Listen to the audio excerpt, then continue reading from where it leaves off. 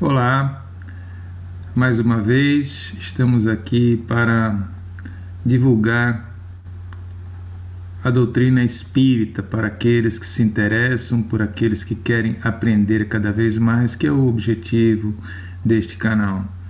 Hoje o assunto será o espírito, a reencarnação e a alma imortal. Mas antes de mais nada, eu quero agradecer a Deus e a Jesus por essa oportunidade de estar aqui expondo esse assunto, e quero que Deus proteja a todos aqueles que estão conosco assistindo e estudando, né? A doutrina espírita se baseia naqueles ensinamentos que vieram trazidos por Jesus, Moisés e Allan Kardec, né? Então, todos esses ensinamentos foram englobados e colocados na doutrina espírita. E foi a doutrina espírita, como o nome diz, a doutrina que foi escrita pelos espíritos, né? Através de milhares de médiuns, que todos eles foram nos trazendo esses ensinamentos, e quem compactou tudo isso na forma de vários livros foi o próprio Allan Kardec. O livro que eu vou utilizar para nos esclarecer a respeito dos espíritos será exatamente o Livro dos Espíritos, que foi um dos livros que Kardec compilou as informações que vieram do mundo espiritual. Quais são os princípios da doutrina espírita? Ele vem falar sobre a imortalidade da alma. Nós somos imortais, essa que é a verdade. Quem morre é o corpo, mas o meu espírito continua eternamente. A natureza dos espíritos, as suas relações com os homens, as leis morais, a vida presente, a vida futura por vir da humanidade, segundo os dados, os ensinamentos dos próprios espíritos superiores, com o concurso de diversos médiuns recebidos e coordenados por Allan Kardec. Ou seja, o Livro dos Espíritos é um compêndio de todos os ensinamentos. As perguntas eram feitas por Kardec e quem respondiam eram espíritos, milhares. A mesma pergunta era espalhada por milhares de médiuns e depois vinha a resposta. Allan Kardec procurava as respostas coincidentes e ia colocando neste compêndio. O nome O Espiritismo foi atribuído pelo próprio Kardec, né? E foi assim chamado por ser escrito pelos próprios espíritos. Com os ensinos trazidos pela doutrina, nos permite compreender e respeitar o mundo espiritual. Incorpora os ensinamentos morais trazidos por Jesus Cristo e os que vieram antes dele, como Moisés, e filósofos humanistas, como Sócrates. A explicação de que a vida não termina com a morte do corpo físico e que tudo que fizermos aqui na Terra terá cobrança e consequências facilita o aperfeiçoamento moral do indivíduo. E quais são os valores da doutrina espírita? Primeiro é a crença em Deus. E qualquer um desses valores, qualquer uma desses princípios que não for aceito pelo indivíduo, por nós, não vai ser possível compreender a doutrina espírita na sua totalidade. Mas aos poucos a gente vai entendendo e colocando ensinamentos em nossas vidas. O primeiro dele é crença em Deus, né? Sem acreditar em Deus, nada mais do que eu vou falar daqui para frente faz sentido. O segundo dele é que os espíritos se comunicam. E foi através desse ensinamento que os espíritos vieram nos trazer as informações que vieram de Jesus, aquelas que não foram compreendidas ainda, e que os próprios espíritos vieram nos trazer mais explicações, com mais exemplos, e até mesmo os casos pessoais desses espíritos sobre o que acontece com quem não segue os princípios de Deus e através das palavras do Mestre Jesus. Imortalidade da alma, nós somos eternos. queiram ou não, podemos provar ou não podemos provar, a gente não dá para provar isso aí, mas nós recebemos informação dos espíritos que nós somos eternos, o espírito não morre. A gente está aqui nesta vida, continua a nossa vida depois da morte com os mesmos pensamentos, com as mesmas atitudes, e o que nós temos aqui é de melhorar a nossa compreensão da vida, de fazer o bem, e então a gente vai aprendendo em cada vez que a gente vem aqui. E aqui a gente só está falando sobre o que? Pluralidade das existências, ou seja, a reencarnação. Nós já reencarnamos milhares de vezes, talvez. Alguns são mais esforçados, têm que encarnar menos para aprender, outros são mais teimosos, mais materialistas, têm que encarnar muito mais. E um outro é a pluralidade dos mundos habitados. Nós estamos habitando um planeta que se diz planeta de provas e expiações. Existem mundos perfeitos, existem mundos que estão num grau inferior a este que nós estamos aqui no momento. Então, existem várias situações, cada um está de acordo com o seu adiantamento. O que importa mesmo para Deus são os valores morais. O Espiritismo acredita, prova e confia na reencarnação.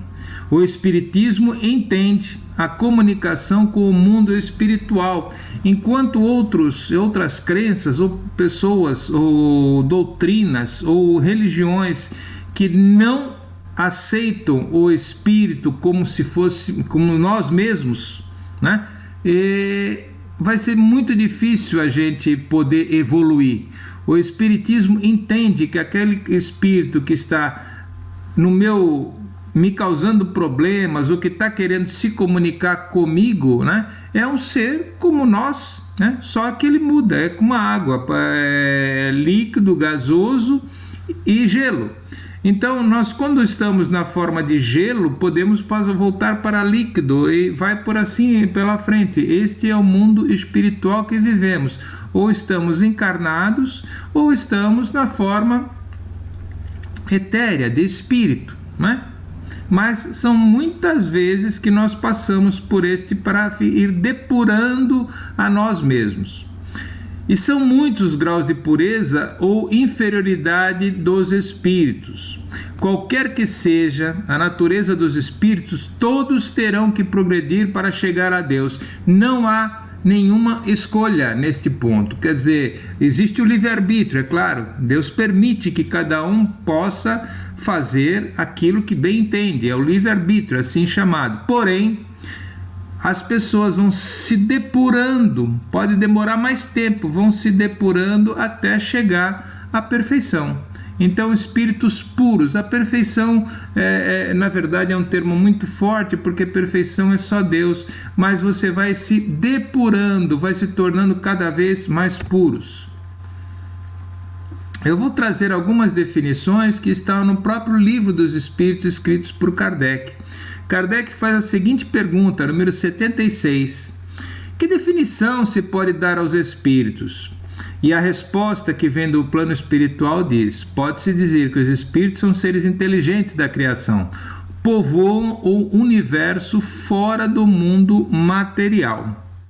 Então, a definição é exatamente esta, né? Pode-se dizer que os espíritos são seres inteligentes e que povoam o universo fora do mundo material. Uma outra pergunta, agora número 78. Os espíritos tiveram princípio ou existem como Deus por toda a eternidade? Se não tivessem princípio, seriam iguais a Deus, quando, ao invés, são a criação, se acham submetidos à sua vontade. Deus existe por toda a eternidade, é incontestável.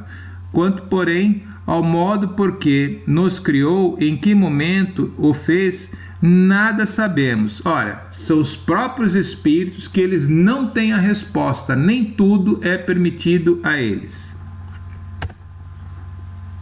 E mais, a pergunta 80 faz da seguinte maneira: a criação dos espíritos é permanente ou só se deu na origem dos tempos? É permanente, quer dizer, Deus jamais deixou de criar, é o que nos respondem os espíritos. Pergunta 81. Os espíritos se formam espontaneamente ou procedem um dos outros? Deus os cria como todas as outras criaturas, pela sua vontade. Mas, repito, uma vez a origem deles é um mistério, ou seja, Deus cria indefinidamente os espíritos, mas eles não sabem, não lhes é permitido saber a origem deles. Mais uma pergunta, número 84. Os espíritos constituem um mundo à parte, fora daquele que vemos? E a resposta dos espíritos, sim, o mundo dos espíritos ou das inteligências incorpóreas. 85. Qual dos dois, o mundo espírita ou o mundo corpóreo, é o principal na ordem das coisas? O mundo espírita, que persiste e sobrevive a tudo. Ou seja, na verdade, a nossa casa é o mundo espiritual. Nós estamos temporariamente neste mundo material para aprendermos.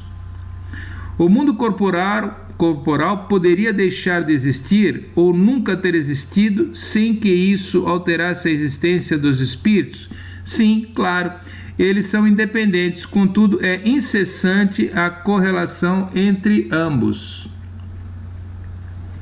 Então, precisamos fazer uma pequena reflexão nesse ponto, ou seja, o mundo real para nós, espíritos, é o mundo espiritual. Enquanto nós estivermos aqui, a escola da vida que nós falamos, estamos encarnados, estamos na escola da vida, estamos ganhando uma nova chance para melhorarmos a nossa condição espiritual. Espíritos puros não têm necessidade de encarnar, a menos que para cumprir uma determinada missão ou uma missão muito forte determinadas por Deus. Porém, enquanto estivermos aprendendo, nós temos que reencarnar. É aqui que a gente aprende. No mundo espiritual, é a nossa verdadeira casa, é o nosso verdadeiro estado, é no mundo espiritual. E quantas ordens ou graus de perfeição dos espíritos? Como existe um número determinado, e a resposta dos espíritos vem da seguinte maneira: são ilimitadas em número, porque entre elas não há linhas de demarcação traçadas como barreiras, de sorte que as divisões podem ser multiplicadas ou restringidas livremente. Entretanto, considerando os caracteres gerais dos espíritos, pode-se dividir em 3 categorias principais. Na primeira classe estão os espíritos puros, aqueles que atingiram a perfeição máxima. Formam a segunda classe aqueles que chegaram no meio da escala. O desejo do bem é o que neles predomina. E na terceira classe, os que ainda se acham na parte inferior da escala, ou seja, os espíritos imperfeitos. A ignorância, o desejo do mal e todas as paixões más que lhes retardam o progresso, eis o que lhes caracteriza. Uma forma grosseira, segundo os próprios espíritos, são essas as principais divisões que determinam, que classificam os espíritos. Pode-se colocar desta maneira: quanto mais materializados esses espíritos estão, mais próximos da camada da terra eles estão, eles atingem. Os espíritos puros, eles têm dificuldade para se materializar. Se eles desejarem, sim, mas é muito difícil para eles atingirem a forma que nos é percebível, né? Progresso. O que é importante para Deus é o progresso moral dos espíritos. Quando desencarnarmos, levaremos apenas aquilo que aprendemos. Ouro, prata, inteligência é a moral, é o patrimônio do espírito depois da morte do corpo físico. Não interessa absolutamente nada no plano espiritual, nem dinheiro, nem poder, nada adianta. No plano espiritual, só os valores morais, ou que se fez de bom, o quanto ajudou aos outros e perdoou os ofensores. Isto vai ser levado para o mundo espiritual. Isso fica gravado para sempre em nós mesmos. Nós vamos aprendendo na medida que nós encarnamos. Na verdade, será que isso é verdade mesmo? Será que tudo isso a gente pode acreditar ou não? Na verdade, a gente acredita, a nossa vida é conforme a nossa crença. Se a gente acredita que não vai haver punição, a gente faz qualquer coisa porque a gente acha que se ninguém souber, está tudo resolvido. Mas será que é assim? Será que a gente pode acreditar nisso? Eu estou recebendo agora, pela doutrina que Allan Kardec nos deixou, com os ensinamentos do Cristo, com os ensinamentos de Moisés e tudo aquilo que veio, ele está nos afirmando de novo, né? A vida é a escola para o desenvolvimento entre o amor e a bondade, que foi pregado pelo Cristo. Por isso, serve a encarnação. A cada nova existência, uma nova experiência. Quem foi rico e egoísta pode encarnar muito pobre e depender da caridade dos outros. Aquele que foi mau e cruel pode nascer deformado e sofrer o mesmo que causou aos outros, e assim sucessivamente. Eu não lembro. Claro, pela bondade divina, a gente não lembra mesmo. É a forma que Deus encontrou para nos preservar de pensamentos ruins de nós mesmos e outras pessoas que nos conhecerem em vidas passadas, poder também quererem se vingar enquanto a gente estiver encarnado, que seria um prejuízo para a nossa encarnação. As encarnações são como uma escola. Quanto menos vontade o espírito tem de aprender, irá repetir indefinidas vezes a reencarnação até que tenha aprendido a lição. Tudo que nós vimos nesta pequena exposição foi retirado do Livro dos Espíritos, que eu recomendo a quem puder que leia, mas leia leia uma página por dia, 2 páginas por dia. Não queira ler como se fosse um livro qualquer ou um romance. Leia com calma e veja se as coisas que estão lá escritas se fazem sentido na sua vida. E na medida que a gente vai aprendendo, a gente vai absorvendo as lições. Devemos lembrar que a doutrina espírita é a doutrina que fala sobre a fé raciocinada. Nós não impomos nada. Deus não impõe, Deus dá o livre-arbítrio, Jesus não impôs nada. Portanto, as informações nos são passadas e cada um segue conforme o seu grau de adiantamento. E assim, dessa forma, encerramos por hoje esta pequena exposição. Que Deus abençoe a todos. Graças a Deus, graças a Jesus.